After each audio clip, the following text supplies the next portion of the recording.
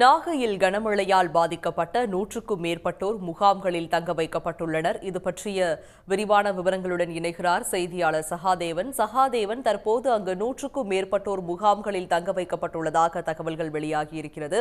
அங்கு தங்க வைக்கப்பட்டுள்ள மக்களுக்கு தேவையான அடிப்படை வசதிகள் மற்றும் உணவுகள் எல்லாம் தயார் நிலையில் இருக்கிறதா? அது பற்றிய விவரங்களை பகிர்ந்துக்கங்க. நாகப்பட்டினம் மாவட்டத்தில் காலையிலிருந்து அந்த கனமழையானுடைய வீரியமானது அதிகரித்து கொண்டு தான் இருக்கிறது. குறிப்பாக கடலுடைய சீற்றமும் அதிகரித்திருப்பதால் பொதுமக்கள் பாதுகாப்பாக வீட்டிலேயே இருக்கும்படி மாவட்ட நிர்வாகம் அறிவித்திருக்கிறது. இந்த சூழ்நிலையில் கனமழை தொடர்ச்சியாக பெய்ததால் நாகப்பட்டினத்தில் தாழ்வான பகுதிகளில் வசிக்கக்கூடிய மக்களை முகாம்களில் கொண்டு சேர்க்கும் பணியில் வருவாய்த்துறை மாவட்ட நிர்வாகம் ஈடுபட்டிருக்கிறது.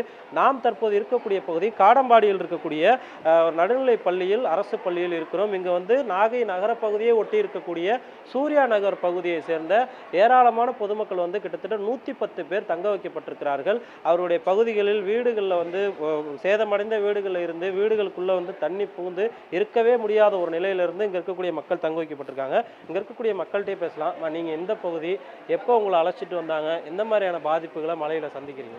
வணக்கம் ஐயா, நாங்கள் நாகப்பட்டினம் மாவட்டம் சூர்யா நகரில் வசித்து வருகிறோம். வீடு ரொம்ப தண்ணி விடும். நேற்று ராத்திரி கலெக்டர் ஐயா பார்த்துட்டு வீடெல்லாம் ரொம்ப டேமேஜாக இருக்குன்னு சொல்லிட்டு இந்த ஸ்கூல் அரேஞ்ச் பண்ணி கொடுத்து ஸ்கூலில் தங்க சொல்லி நேற்று நைட்டு கொண்டு வந்தாங்க. எங்களை கொண்டு நைட் சாப்பாடு ரெடி பண்ணி கொடுத்தாங்க. இப்போ காலையிலையும் பார்த்தாங்க, போனாங்க. எங்கள் வீடெலாம் ரொம்ப டேமேஜாக இருக்குது. வருஷம் நாங்களும் டேமேஜ்னு வருஷம் சொல்கிறோம். 2 நாள் தங்க வைக்கிறாங்க. 2 நாள் எப்பவும் போல் இதேமாரி 2 நாள் எங்களை தங்க வைப்பாங்க. அப்புறம் 2 நாள் கழித்து அனுப்பிச்சி விட்ருவாங்க. எப்போவுமே நாங்கள் 17 வருஷம் மலைக்கு நாங்கள் இப்படி தான் இருக்கோம். புள்ள குட்டிங்களை வச்சுட்டு எங்களால் உயிருக்கு உத்தரவாதமே இல்லை. ரொம்ப தெரிஞ்சு எல்லார் வீட்லேயும் தளம் 60 வீட்லேயுமே தளம் விழுந்துட்டு 60 வீட்டுக்குள்ளேயுமே தண்ணி பூந்துருக்கு.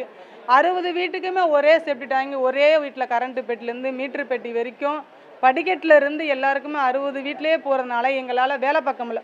இப்போ எந்த அதிகாரிக்காரங்கிட்டையும் கட்சிக்காரங்கிட்டையும் நாங்கள் போய் சொன்னோம்னா, மாவட்ட ஐயா கிட்ட போய் சொன்னோம்னா என்ன சொல்கிறாங்கன்னா, உங்களுக்கு சுனாமி வீடு நாங்கள் கொடுத்துட்டோம், நீங்கள் வேலை பார்த்துங்கன்னு சொல்கிறாங்க.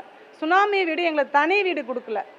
ஒரே 7 வீட்டுக்கு தொகுப்பு வீடு, 7 வீட்டுக்கும் ஒரே தளம், 7 வீட்டுக்கு ஒரே படிக்கட்டு, 7 வீட்டுக்கு ஒரே மீட்ரு, நடுவில் ஒரே ஒரு செவுரு. நாங்கள் வேலை பார்த்தா பக்கத்து வீட்டுக்காரங்களால வேலை பார்க்க முடியல. எங்கள் வீட்டில் நாங்கள் வேலை பார்த்தா பக்கத்து வீட்டில் இடியுது. அதனாலே எங்களால் வேலை பார்க்க முடியல. நாங்கள் யார் சொன்னாலும் என்ன சொல்கிறாங்க, நீங்கள் உங்களுக்கு வீடு கொடுத்தா நீங்கள் தான்மா பார்த்துக்கணும், நீங்கள் தான் பார்த்துக்கணும். எங்களுக்கு தனி வீடே கொடுக்கலையே. நாங்கள் இன்ன வரைக்கும் எங்களுக்கு அது கொடு இது கொடுன்னு சொல்ல. எங்கள் பச்சை பிள்ளைய வச்சு நாங்கள் பயம் இல்லாமல் இருக்கிறதுக்கு எங்களுக்கு வீடு தான் நாங்கள் கேட்குறோம், வேறு எதுவுமே கேட்கல. எங்களுக்கு இந்த தடையாச்சும் எங்களுக்கு வீடு வேணும். இதுக்கு ஒரு விமோசனம் பிறக்கணும். இந்த தடவை ரொம்ப டேமேஜாக இருக்குது ஐயா.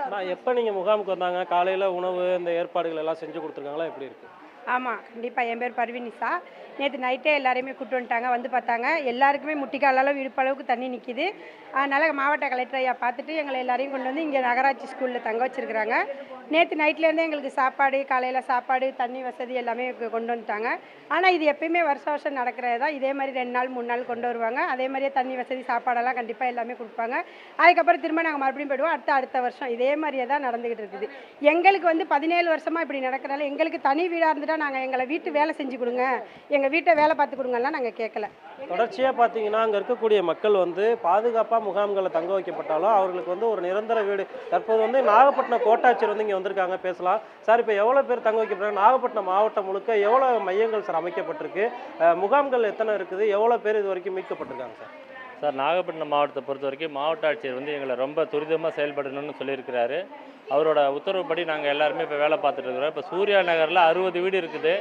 இந்த 60 வீட்டிலேருந்து 110 நபர்கள் நம்ம காடம்பாடி ஸ்கூலில் தங்க வச்சுட்டு அவங்களுக்கு இரவு உணவு கலவை சாதம் கொடுத்துருக்குறோம். காலையில் பொங்கல் சாம்பார் கொடுத்துருக்குறோம். மதிய உணவும் ரெடி ஆகிட்டு இருக்குது. குழந்தைகளுக்கு பால் கொடுக்கறது, பிஸ்கட் கொடுக்கறது ரெடி பண்ணிகிட்ருக்குறோம். டீ கொடுக்க சொல்லியிருக்கிறோம். இவங்களுக்கு இரவு தூங்குறதுக்கு பெட்ஷீட்டு பாயெலாம் நைட்டே கொடுத்துட்டோம். எல்லாமே ரெடியாக இருக்குது. இது தவிர மீதி நாகூரில் கோமதி காலனின்னு ஒரு இடத்துல ஒரு 7 வீட்டு உள்ளார் தண்ணி வந்துருக்குது. அவங்கள்லேருந்து ஒரு 7 பேரை முகாமில் தங்க வச்சுருக்கிறோம். அதெல்லாம் பறக்குடியில் ஒரு 2 பேர், அவங்களுக்கு வீடு ரொம்ப டேமேஜாக இருக்குது. உடனே அவங்கள ஏற்றி மிடில் ஸ்கூலில் தங்க வச்சுருக்கிறோம். அது இல்லாமல் அம்பலில் 12 வீடு ரொம்ப டேமேஜாக இருக்குன்னு சொல்லி அவங்களுக்கு தண்ணி உள்ளே வந்துட்டு இருக்குதுன்றதால அவங்களையும் வெக்கேட் பண்ணிவிட்டு முகாமில் சத்துணவு மையத்தில் தங்க வச்சு இரவு உணவுலேருந்து எல்லாம் அவங்களுக்கு என்ன தேவையோ முகாமில் தங்க வச்சு என்னென்ன கொடுக்கணுமோ அதெல்லாம் கொடுக்குறோம். இப்பொழுது மெடிக்கல் கேம்பும் போட்டிருக்கிறோம். எல்லாருமே செக்கிங் நடக்குது. நன்றி. தொடர்ச்சியாக கோட்டாட்சியர் சொன்னது போல் மாவட்ட நிர்வாகம் வந்து தாழ்வான பகுதிகளில் வசிக்கக்கூடிய மக்கள் வந்து முகாம்களுக்கு போங்க அப்படின்னு சொல்கிறாங்க. அவங்களுக்கு உண்டான அனைத்து அடிப்படை வசதிகள் செய்யப்பட்டிருக்கிறது. கனமழை தொடர்ந்து நீடிப்பதால் பொதுமக்கள் பாதுகாப்பாக இருக்கணும், வெளியே வர வேணாம்னு மாவட்ட நிர்வாகம் சார்பாக சொல்லியிருக்காங்க. விவரங்களை வழங்கியமைக்கு நன்றி சகாதேவன். உடனுக்குடன் செய்திகளை தெரிந்து கொள்ள சன் நியூஸ் பெல் ஐகானை கிளிக் பண்ணுங்க.